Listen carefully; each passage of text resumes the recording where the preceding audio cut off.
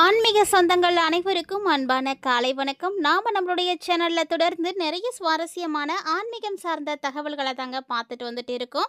அந்த வரிசையில் இன்றைக்கி என்ன பார்க்க போகிறோம் அப்படின்னா, நேற்றுக்கு அக்டோபர் 6ஆம் தேதி முழுக்க முழுக்க பௌர்ணமி திதி. அதாவது இன்றைக்கி காலையில் 9:11 வரைக்குமே பௌர்ணமி திதியானது இருந்தது.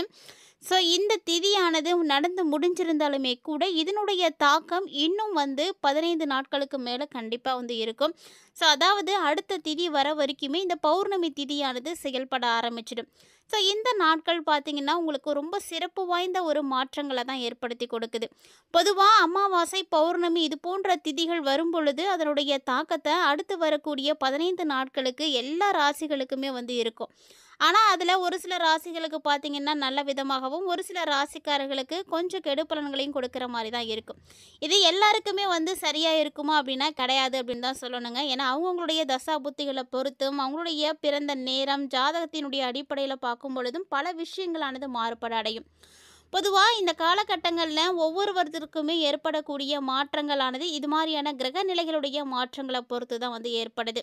அதுவும் அக்டோபர் மாதம் 8ஆம் தேதிக்கு அப்புறமா உங்களுக்கு சிறப்பான ஒரு கிரக மாற்றங்கள்லாம் இருக்குது. அதனுடைய தாக்கங்களானது எப்படி இருக்க போகுது, என்ன மாதிரியான பலன்களை எல்லாம் கொடுக்க போகுது, 12 ராசிகளில் மகர ராசி என்பர்களை உங்களுக்கு எப்படி இருக்க போகுது, என்ன செய்யணும் செய்யக்கூடாது அப்படின்றத பற்றின ஒரு தெளிவான விளக்கத்தை தான் இந்த பதிவில் நீங்கள் பார்த்து தெரிஞ்சுக்க போகிறீங்க.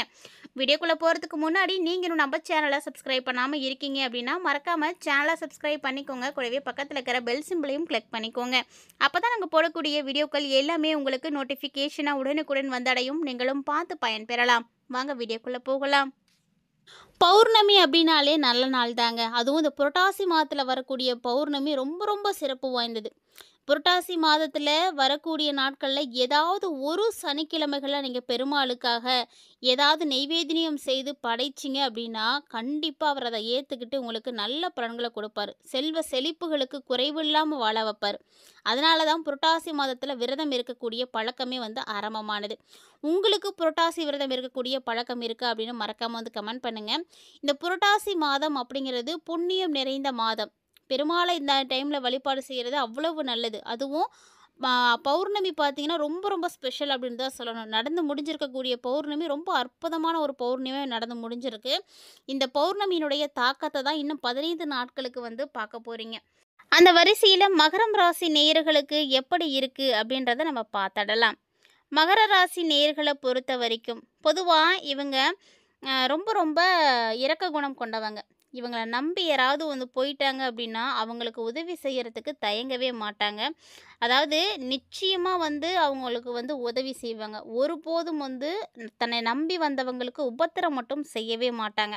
ஆனாலுமே இவங்களோட பயணிக்கக்கூடியவர்களில் ஒரு 100 பேர் இருக்காங்க அப்படின்னா அதில் 50% மக்கள் பார்த்திங்கன்னா போலியானவர்களாக தான் இருப்பாங்க. அது இவங்களுக்கே தெரியாது. ஆனால் இவங்க தெரிஞ்சுக்கிட்டாலுமே கூட அவங்களுக்கும் நல்லது செய்யணும் அப்படின்னு தான் நினைப்பாங்க. பெரும்பாலும் மகராசி நேயர்கள் இரக்க குணம் அதிகமாகவே கொண்டவர்கள். அதனாலேயோ என்னவோ நிறைய பேரால் இவங்க ஏமாற்றப்பட்டுட்டு இருக்காங்க அப்படின்னு தான் சொல்லணும். ஸோ உங்களுடைய வாழ்க்கையை நீங்கள் சிறப்பாக வாழ்கிறீங்க அப்படின்னு நினைக்கிறீங்களா? கண்டிப்பாக செக் பண்ணி பாருங்கள். உங்களுடைய கூட இருக்கக்கூடியவர்களில் எத்தனை பேர் உண்மையானவர்கள், போலியானவர்கள் அப்படின்னு உங்களுக்கு தெரியும். அந்த மாதிரி நபர்களை நீங்கள் பகுத்தாய்வு செய்து அவங்களுக்கூட நீங்கள் பழகும் பொழுது தான் உங்களுக்கு நிறைய மாற்றங்கள் கிடைக்கும். மகர ராசினிகளை பொறுத்த வரைக்கும் இது நாள் வரைக்குமே ஏழரை சனியால் ரொம்ப கஷ்டப்பட்டாச்சு. பட்ட கஷ்டங்கள்லாம் சொல்லவே முடியாது அந்த அளவுக்கு. இதெல்லாம் பார்த்து எல்லாமே முடிஞ்ச ஒரு காலகட்டம். இப்போ உங்களுக்கு ஒரு புதுசான ஒரு வாழ்க்கை தொடங்கக்கூடிய ஒரு நேரம். அப்படி என்ன புதுமையான வாழ்க்கையானது கிடைக்க போகுது அப்படின்னு தானே யோசிக்கிறீங்க. ஸோ கண்டிப்பாக உங்களுக்கு நல்ல மாற்றங்களை தான் கொடுக்க போகுதுங்க. அதாவது இந்த காலகட்டங்களில் பல்வேறு விதமான புதிய விதமான வாய்ப்புகளெல்லாம் உங்களை தேடி வரப்போகுது. இந்த வாய்ப்புக்காக தான் இவ்வளோ நாளாக காத்துட்டு இருந்தேன் அப்படின்னு மகராசி நேயர்களே இப்போ அதை நீங்கள் உற்சாகமாக வரவேற்பீங்க. மேலும் பார்த்தீங்கன்னா இந்த டைமில் உங்களுடைய கடுமையான உழைப்பு, கடுமையான விடாமுயற்சி இதற்கான பலன்களை எல்லாம் நீங்கள் பெறக்கூடிய ஒரு நேரம். இத்தனை வருடம் பட்ட கஷ்டத்துக்கு இன்றைக்கி தான் பலன் கிடைச்சிருக்கு அப்படின்ற மாதிரி நீங்கள் ஃபீல் பண்ணுவீங்க. ஸோ இந்த அக்டோபரில் உங்களுக்கு சிறப்பான ஒரு மாற்றம் இருக்குங்க. நல்ல ஒரு தரமான சம்பவத்தை தான் நீங்கள் செய்ய போகிறீங்க. உங்களுடைய பெயரை பதிய வைக்க போகிறீங்க. 4 பேருக்கு நானும் இருக்கேன் அப்படின்னு நீங்கள் தெரியப்படுத்த போகிறீங்க. அந்த மாதிரியான நல்ல வாய்ப்புகள், புதுவிதமான ப்ராஜெக்டுகள்லாம் கிடைக்கும். வேலை செய்யக்கூடியவங்களுக்கெல்லாம் சூப்பரான ஒரு டைமிங்காக இருக்குது. அது மட்டும் இல்லாமல் நல்ல நல்ல வாய்ப்புகள்லாம் வரும். நிறைய ப்ராஜெக்ட்டில் நீங்கள் கையெழுத்து போடுவீங்க. உங்களுடைய திறமைகளாலே நீங்கள் வெளிப்படுத்துவீங்க.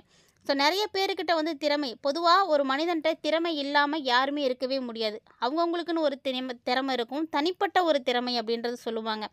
நம்ம நிறைய இடங்கள்ல கேள்விப்பட்டிருப்போம். பரவாயில்ல இந்த விஷயத்தையாவது நீ நல்லா தெரிஞ்சு வச்சிருக்க அப்படின்னு சொல்லுவாங்க. ஏன்னா எல்லாருக்கும் எல்லா விஷயங்களும் தெரியறது கிடையாது.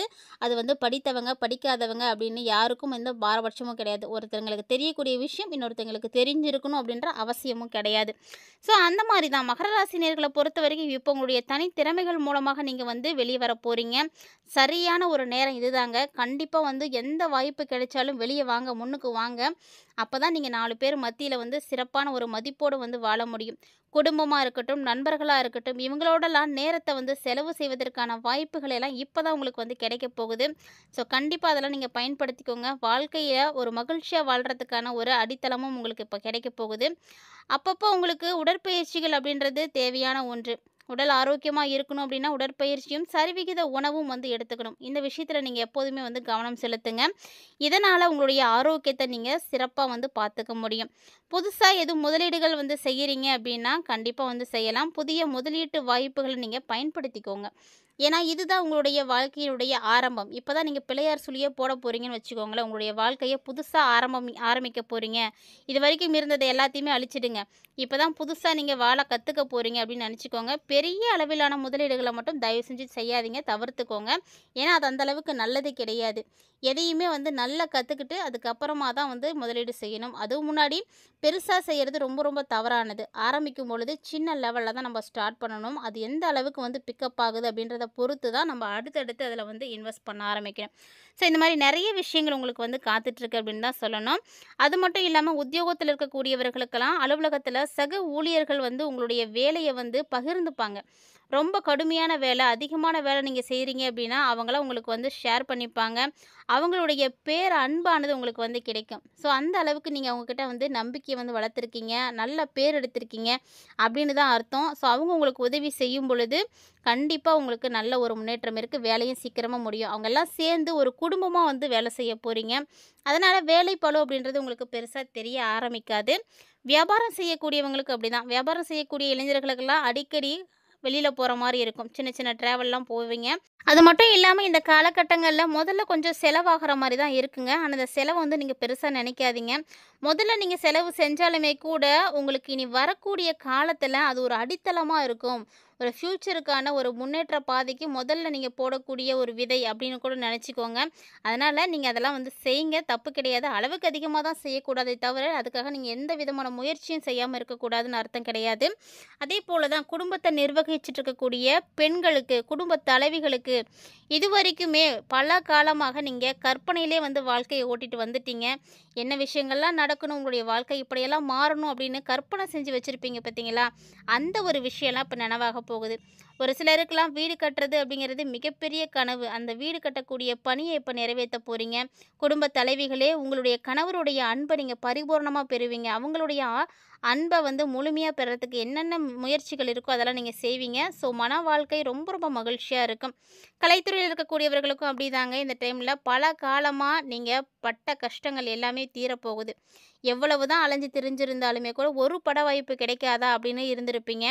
ஸோ இப்போது உங்களுக்கு கண்டிப்பாக வந்து கிடைக்க போகுது.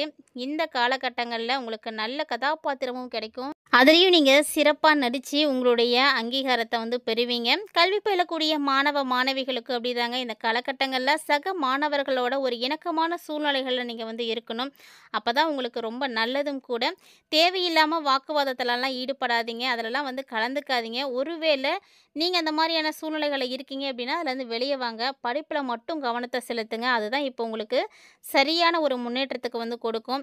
இந்த மாதிரி ஒரு சில விஷயங்களை எல்லாம் கரெக்டாக நீங்கள் மகர ராசி என்பர்களே இந்த காலகட்டங்களில் ஃபாலோ பண்ணிக்கோங்க.